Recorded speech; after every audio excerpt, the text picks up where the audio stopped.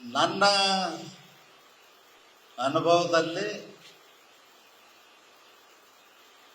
ನಾನು ಅನೇಕ ಜನ ನಾಯಕರನ್ನು ನೋಡಿದ್ದೀನಿ. ಮೌಲ್ಯಾಧಾರಿತ ರಾಮಕೃಷ್ಣ ಹೆಗಡೆ ಅವ್ರನ್ನೂ ಕೂಡ ನಾನು ನೋಡಿದ್ದೀನಿ. ಏನು ಹೇಳಲಿಕ್ಕೆ ಬಯಸ್ತೇನೆ ಅಂದ್ರೆ, ಮುಖ್ಯಮಂತ್ರಿ ಸ್ಥಾನಕ್ಕೆ ದಲಿತರಿಗೆ ಕೊಡಿ, ದಲಿತರಿಗೆ ಕೊಡು ಅಂತ ಹೇಳಿ ಭಿಕ್ಷೆ ಬೇಡದಂಗೆ ಬೇಡುದೇ ಒಂದು ಅವಮಾನ ಅಂತ ನಾನು ತಿಳ್ಕೊಂಡಿದ್ದೆ. ಮುಖ್ಯಮಂತ್ರಿ ಸ್ಥಾನ ಅವರ ಅರ್ಹತೆ ಮೇಲೆ ಬರಬೇಕು, ಸಾಮಾಜಿಕ ನ್ಯಾಯದ ಮೇಲೆ ಬರಬೇಕು. ಬಿಟ್ಟು ನನಗೆ ಕೊಡಿ ನನಗೆ ಕೊಡಿ ಅಂತ ಹೇಳಿ ರಾಜ್ಯದಲ್ಲಿ ಖರ್ಗೆ ಅವ್ರ ಕಾಲದಿಂದ ಶುರು ಆಯ್ತಿದ್ರು. ಮುಖ್ಯಮಂತ್ರಿ ಸ್ಥಾನ ದಲಿತರಿಗೆ ಕೊಡಿ, ದಲಿತರಿಗೆ ಕೊಡಿ. ಇದೊಂದು ಅವಮಾನದ ಸಂಗತಿ. ದಲಿತ ಮುಖ್ಯಮಂತ್ರಿ ಅನ್ನೋದೇ ಅವಮಾನದ ಸಂಗತಿ. 6.5 ಕೋಟಿ ಜನರ ಮುಖ್ಯಮಂತ್ರಿ ಆಗ್ಬೇಕೆ ಹೊರತು ದಲಿತ ಮುಖ್ಯಮಂತ್ರಿ ಆಗ್ಬಾರ್ದು.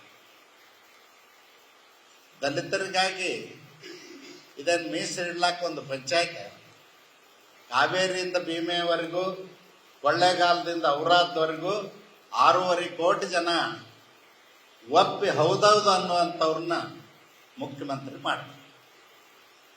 ಇದು ನನ್ನ ಆಸೆ ಮತ್ತು ಅಪೇಕ್ಷೆ. ಇವತ್ತೇನಾಗಿದೆ, 3 ವರ್ಷದಲ್ಲಿ 2.5 ವರ್ಷದಿಂದ 3 ಗುಂಪುಗಳಾಗಿ ಕಚ್ಚಾಡ್ತಾ ಇದ್ದಾರೆ.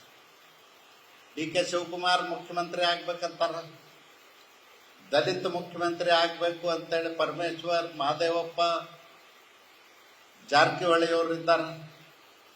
ಮತ್ತು ಅವ್ರ ಹಿಂದೆ ಒಬ್ಬರು KH ಮುನಿಯಪ್ಪನವರಿದ್ದಾರೆ. ಈ ರೀತಿ ದಲಿತರಿಗೆ ಕೊಡಿ, ದಲಿತರಿಗೆ ಕೊಡಿ ಅಂತ ಕೇಳ್ತಾ ಇದ್ದಾರೆ. ಇನ್ನು ಲಿಂಗಾಯತರು ನಮಗ್ ಕೊಡಿ, ನಮಗ್ ಕೊಡಿ ಅಂತ ಅವ್ರು ಕೇಳ್ತಾ ಇದ್ದಾರೆ. ಇದು ಒಳ್ಳೆ ವಿಚಾರ ಅಲ್ಲ. 2.5 ವರ್ಷದಿಂದ ಬರೀ ಕುರ್ಚಿ ಕಚ್ಚಾಟದೊಳಗ ಆಡಳಿತ ಸಂಪೂರ್ಣವಾಗಿ ಕುಸಿದು ಹೋಗ್ಯದ. ಯಾವುದೇ ಅಭಿವೃದ್ಧಿ ಕೆಲಸ ಕಾರ್ಯಗಳಾಗ್ತಾ ಇಲ್ಲ. ಹೆಣ್ಣು ಮಕ್ಕಳ ಮೇಲೆ ಅತ್ಯಾಚಾರ, ಕೊಲೆಗಳಾಗ್ತಾ ಇದ್ದಾವೆ. 1300ರಷ್ಟು ದಲಿತರ ಮೇಲೆ ದೌರ್ಜನ್ಯ ಪ್ರಕರಣಗಳಾಗಿದ್ದಾವೆ, ಸಾವು ನೋವುಗಳಾಗಿದ್ದಾವೆ. ರೈತರು ಆತ್ಮಹತ್ಯೆಯನ್ನು ಮಾಡಿಕೊಂಡಿದ್ದಾರೆ. ಇಂಥ ದುರಾಡಳಿತ ಮಾಡಿಕೊಂಡು ಕುರ್ಚಿಗಾಗಿ ಕಾದಾಡ್ತಕ್ಕಂಥ ಕೆಟ್ಟ ಪರಿಸ್ಥಿತಿ ರಾಜ್ಯದಲ್ಲಿ ಇವತ್ತು ಕಾಣ್ತಾ ಇದೆ.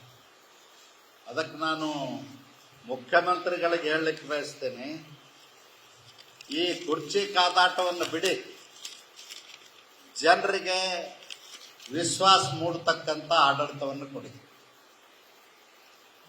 ಈಗೇನಾಗಿದೆ, ದಲಿತರಿಗೆ 25 ವರ್ಷದಿಂದ ಒಳ ಮೀಸಲಾತಿ ಕೊಡ್ತೀವಿ ಅಂತೇಳಿ ಗಿಮಿಕ್ ಮಾಡಿ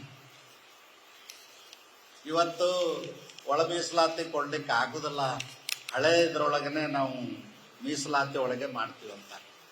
ಇದೊಂದು ವಿಶ್ವಾಸದ ರೋಗ. ಅದಕ್ಕೆ ಇಂಥ ಕೆಟ್ಟ ಆಡಳಿತ ಮಾಡತಕ್ಕಂಥ ಸರ್ಕಾರ ಇರಬಾರ್ದು. ಈ ಸರ್ಕಾರ ಹೋಗಬೇಕು ಅಂತೇಳಿ ನಾಡಿನ ಜನ ಪ್ರತಿನಿತ್ಯ ಶಾಪ ಹಾಕ್ತಾ ಇದ್ದಾರೆ.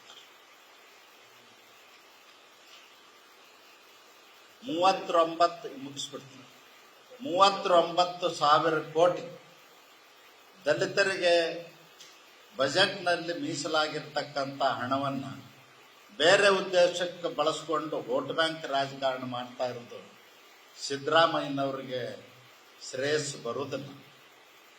ಆ 39,000 ಕೋಟಿ ಈ ಬಜೆಟ್ನಲ್ಲಿ ಕೊಟ್ಟು, ತಿರುಗಿ ಕೊಟ್ಟು, ವಾಪಸ್ ಕೊಟ್ಟು, 3 ವರ್ಷ ಖರ್ಚು ಮಾಡಿದ್ದನ್ನು ವಾಪಸ್ ಕೊಟ್ಟು ದಲಿತರ ಶಿಕ್ಷಣಕ್ಕಾಗಿ, ಉದ್ಯೋಗಕ್ಕಾಗಿ, ಭೂ ಒಡೆತನಕ್ಕಾಗಿ ಮತ್ತು ಗಂಗಾ ಕಲ್ಯಾಣಕ್ಕೆ ಖರ್ಚು ಮಾಡಬೇಕು ಅಂತೇಳಿ ನಾನು ಒತ್ತಾಯ ಮಾಡ್ತೀನಿ. ಸರ್, ಇವಾಗ 3 ವರ್ಷ ಆಗಿದೆ ಸರ್ಕಾರ ಬಂದು, ಗ್ಯಾರಂಟಿಗಳನ್ನ ಕೂಡ ಬಿಡಿ ಅಂತ ಜನರು ಹೇಳ್ತಾ ಇದ್ದಾರೆ. ಸರ್ಕಾರದ ಬೊಕ್ಕಸಕ್ಕೆ ಹೊರೆ ಆಗ್ತಾ ಇದೆ ಅಂತ ಹೇಳ್ತಾ ಇದ್ದಾರೆ. ಈಗ ಎಚ್ಚೆತ್ತುಕೊಂಡಿದ್ದಾರೆ, ಯಾವ್ದು ಆಗ್ತಾ ಇದೆ ಅವರು. ನಾನು ಕೇಳ್ತೀನಿ ಸಿದ್ದರಾಮಯ್ಯನವ್ರಿಗೆ, ಗ್ಯಾರಂಟಿ ಯಾರು ಕೇಳಿದ್ರು? ಈ ನಾಡಿನ ಜನ ಗ್ಯಾರಂಟಿ ಕೊಡಂತ ಕೇಳಿದ್ರ? ಗ್ಯಾರಂಟಿ ಹೆಸರಿನಲ್ಲಿ ಬಡವರ ಮನಸ್ಸನ್ನು ಕದ್ದು ವೋಟ್ ಬ್ಯಾಂಕ್ ರಾಜಕಾರಣ ಮಾಡಿಕೊಂಡು ಅಧಿಕಾರಕ್ಕೆ ಬಂದಿರತಕ್ಕಂಥ ಸಿದ್ದರಾಮಯ್ಯನವ್ರಿಗೆ ನೈತಿಕತೆ